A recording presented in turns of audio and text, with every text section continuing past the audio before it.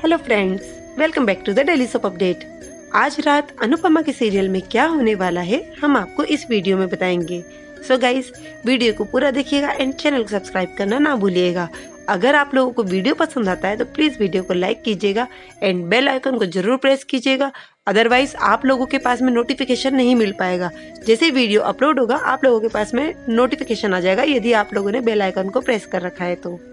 कल के एपिसोड में हम लोगों ने देखा था कि बापूजी, मामा जी, अनुपमा, वनराज सभी लोग नानी के यहाँ पे मिलने जाते हैं और समर अकेला होता है तो वो नंदिनी को कॉल कर बुलाता है और वहीं पर एपिसोड खत्म हो जाता है। आज के एपिसोड की शुरुआत होगी वनराज अनुपमा से।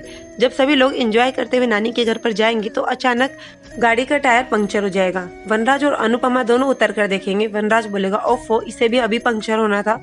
अनुपमा देखेगी कि सामने ढाबा है तो वो बोलेगी चलो अच्छा हुआ यहाँ पर ढाबा है और वैसे भी चाय का टाइम हो गया है आपके भी, और चलो बापूजी भी थोड़ी देर चाय पी लेंगे, उन्हें भी अच्छा लगेगा।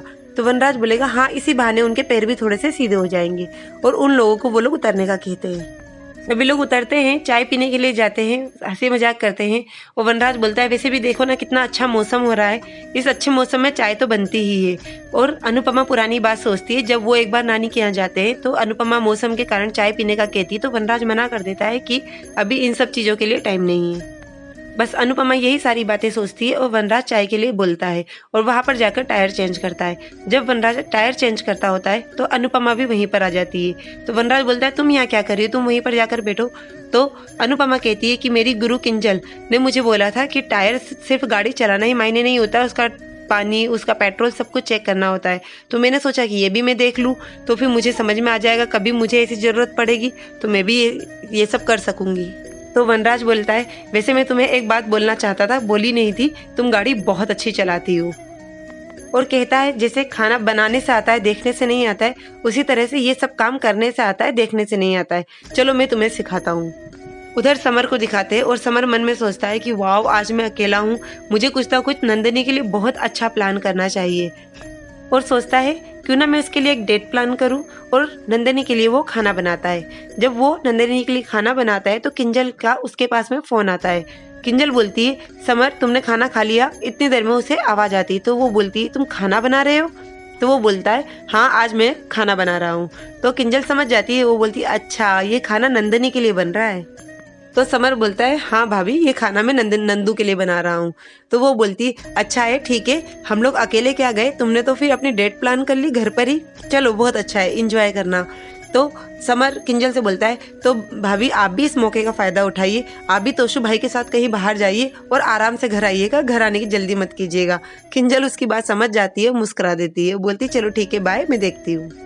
जब किंजल ये सारी बातें करती है तो काव्या भी वहीं पर आ जाती है और काव्या कहती है यदि किंजल तुम जाना चाहती हो तो तुम चली जाओ, बाकी का प्रेजेंटेशन की तैयारी मैं घर पर कर लूंगी, मैं समझ सकती हूँ अभी तुम्हारी स्थिति, तो प्लीज तुम घर पर जा सकती हो और यहाँ की चीज की टेंशन तुम मत लो।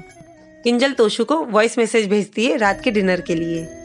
फिर उधर वनराज और अनुपमा को दिखाते हैं, वो दोनों टायर की स्टेपनी चेंज करते हैं और उसी बीच में गाना भी बजता जाता है।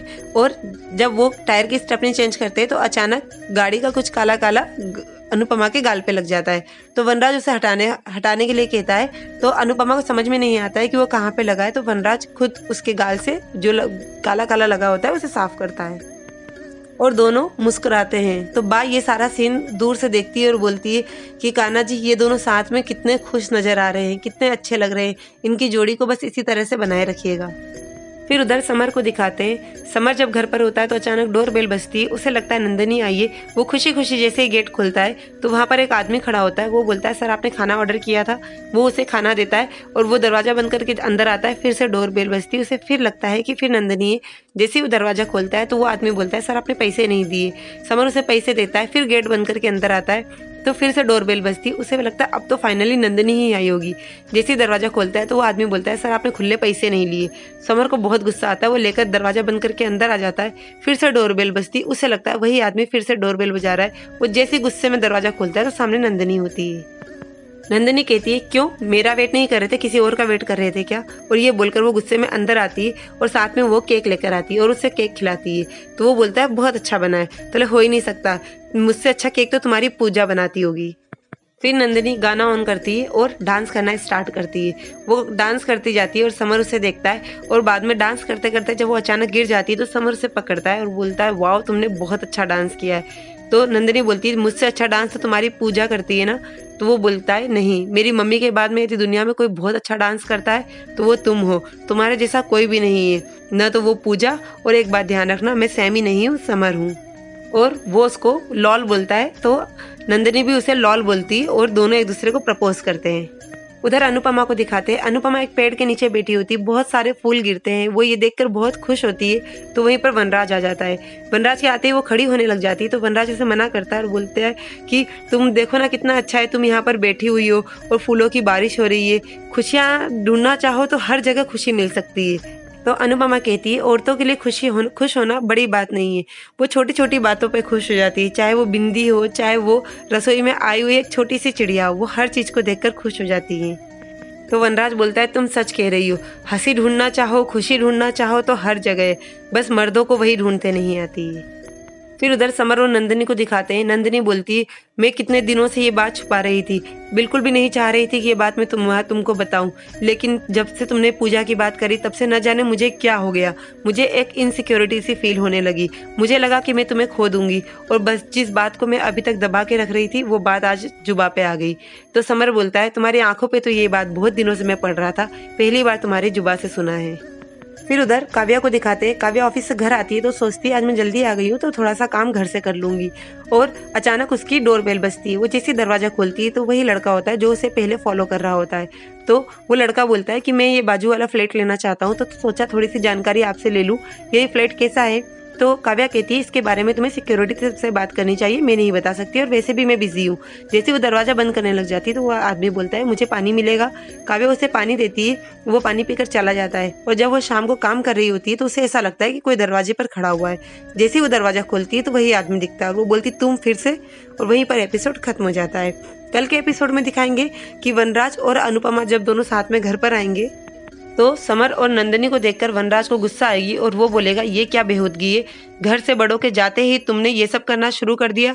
और अनुपमा से कहेगा वो तो अच्छा हुआ हम लोग आ गए, वरना ये दोनों रात भर।